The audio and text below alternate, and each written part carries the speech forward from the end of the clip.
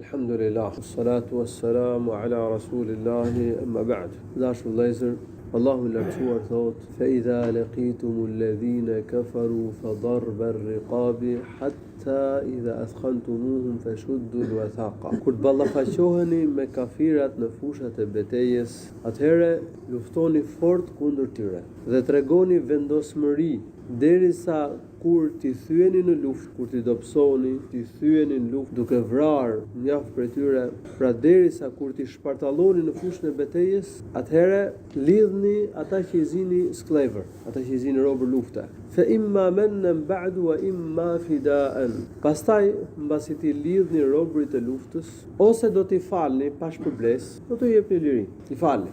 Lejohet që prisi i muslimanëve ose komandanti i ushtrisë muslimanëve t'i fal robërit që gazon luftë fillojtarëve, qafirave. T'i fal pa shpërblesë. Po imma fida'an, ose ata do të lirojnë veten me shpërblesë, do japin një shpërblesë musliman, ose diçka tjetër. Po ka dhe një mundësi tjetër. Mundet që prisi muslimanëve ose komandanti të shohë që disa nga ata që janë zënë robër luftët kafirave janë shtepër të rrezikshëm, janë kriminal lufte dhe mund të marrë vendimin që ata të ekzekutohen. Është edhe kjo lloj mundësie, domethënë në raste të veçanta.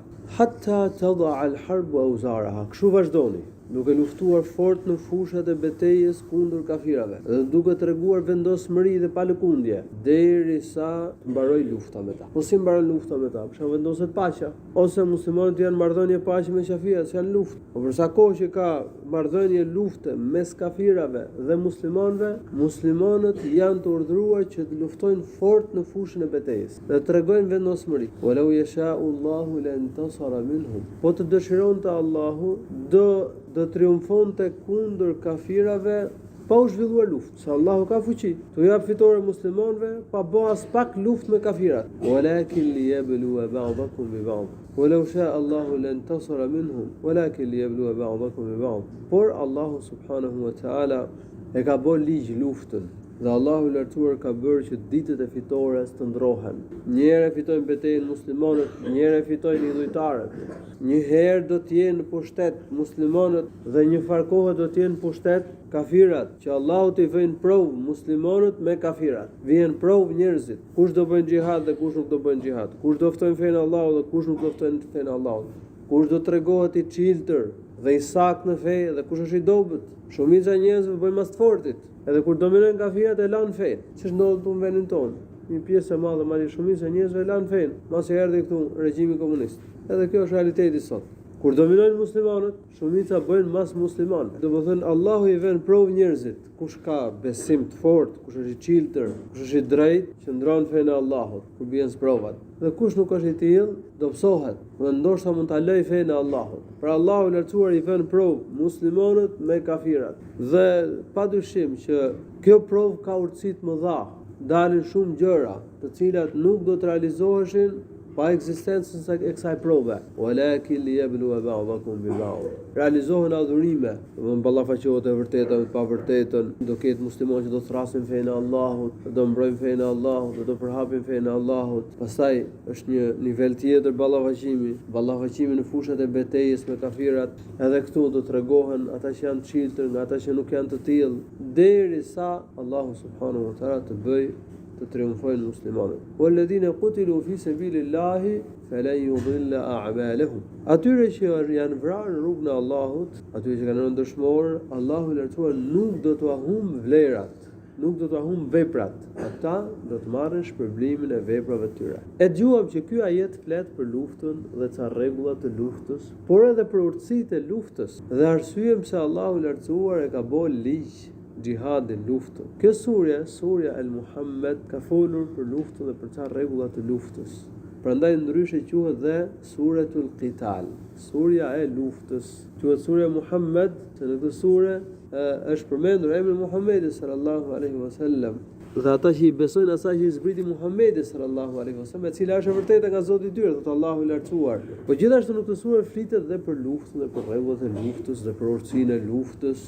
Edhe prandaj quhet ndryshe dhe surja e luftës. Kjo sure ka zbritur në periudhën e Medines dhe se dihet që domethënë lufta, xhihadi, rregullat e xhihadit kanë zbritur në periudhën e Medinës kur muslimanët kishin shtet. Kjo që kuptohet qartë që kjo është një sure medenie, sure që i përket periudhës së Medinës.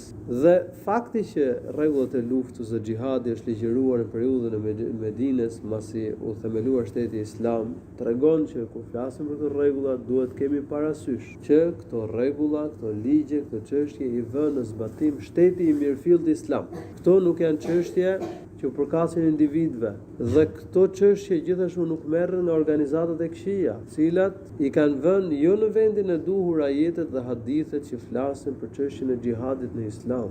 Dhe në vend që kjo pjesë kaq e rëndësishme e fesë të vijë siç ka qenë këtë parët e ummetit, profetit dhe shokët e tij dhe brezat me radhë, në mbrojtje të interesave të muslimanëve, Allahu na ruaj, është keq përdorur për dëmtuar interesat e muslimanëve, sepse nuk është vënë në vendin e duhur. Lufta ka vendin e vet, edhe paqja ka vendin e vet, dhe muslimanët kalojnë kushte të ndryshme. Mund provohen muslimanët me të qenit pakic, mes një shumice që nuk është në fe, janë të huaj në fe, kjo është një provë. Mund provohen me tortura, me mundime, mund provohen me emigrim, mund të vijen në sprovë, pastaj masi ngrihet shteti islam për mbrojtjen e shtetit, vendosin e drejtësisë, mbrojtjen e interesave të muslimanëve, për mbrojtjen e fesë, të jetës, dhe të pasurisë, dhe të vendit, po edhe për eliminimin dhe zhdukjen e pengesave. Me xhihad rrugë të Allahut, pra, Allahu i lartësuar i vën provë njerëzit. Vrem nga ajeti që u përmend se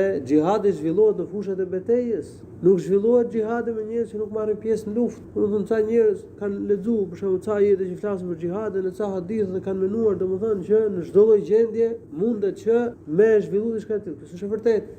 Muslimanët nuk kanë vrarë fëmijë, s'kan vrarë gra, muslimanët nuk kanë vrarë murgjërit në manastire, pse s'është në fushë beteje. Nëse do ishte çështja se do vritej njeriu vetëm sa o qafir, kishin me vrarë murgjërit, se ata ftojnë fenë e tyre. Po si kanë vrarë murgjërit në kohën e Abu Bekrit radhiyallahu anhu. Muslimanët nuk kanë prishur infrastrukturën në vendeve të tjera. Muslimanët kanë jetuar në gjendje të ndryshme, ka qenë edhe periudha e Mekës kur nuk kanë zhvilluar luftë, kanë jetuar edhe në Abisini kur nuk kanë zhvilluar luftë, ka qenë edhe periudha para se shkonte profeti sallallahu alaihi wasallam në Medinë, kur kishte thirrje në Islam, por nuk kanë zhvilluar luftë. Kanë jetuar në paqe, për shembull, sillen një transmetim mursal të sakt, se kur ka hyrë muslimanët në Medinë, në fillimet, dikush kishte pranuar Islamin, po babain ose vllain e kishte idhujtar, kafir. Profeti hyri edhe ka bën paqe me këta njerëz. Nuk ka zhvilluar profeti luftë brenda për brenda me arabët Medinë.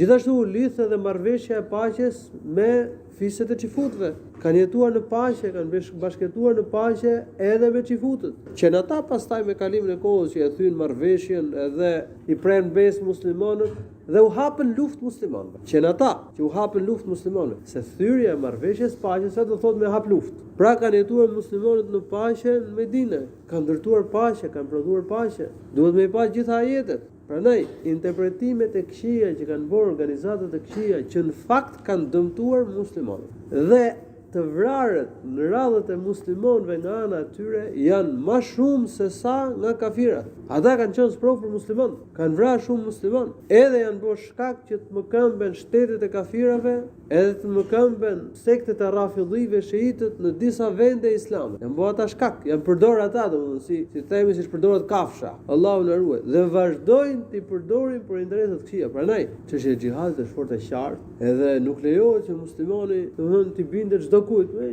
një organizatë e keqe diku në një cep bodhës, ngrejnë një flamur, xhihad. Ka shtet, ka halif, ka prizë muslimanëve. Nëse ekziston diçka e tillë, atëherë ka kushte të qarta xhihadi. Nëse nuk ka paqartësi, nuk janë këto kushte, atëherë themi që jemi në kushte të tjera, në kushtet e paqes, ose kushtet kur muslimanët janë pakic, ose kushtet kur muslimanët do bëjnë thirrje në fenë e Allahut. Allahu ka përmendur tregimin e Nuhut në Kur'an, dhe s'ka përmendur që ka bën luftë. Ka përmendur tregimin e Musait shumë vende në Kur'an, në Egjipt, dhe s'ka përmendur që kanë bërë luftë. Ballafaqimi Musait me Firaunin, me Kiptët, me ushtrinë e tyre, me parinë e tyre, sa vende përmendur në Kur'an. E megjithatë Allahu nuk ka përmendur që një herë Musa ka marrë Banu Israil dhe ka dalë luftë kundër Firaunit. Kështu që duhet me vonë gjithçka në vendin e vet. Organizatat e këqija dhe protagonistët e tyre, të cilët faktikisht nuk janë dietar, se kuptojnë siç duhet fenë, nuk i kanë kuptuar mirë këtë çështje. Pra shkurt xhihadi është për mbrojtje, por jo është për prodhu shkatrim.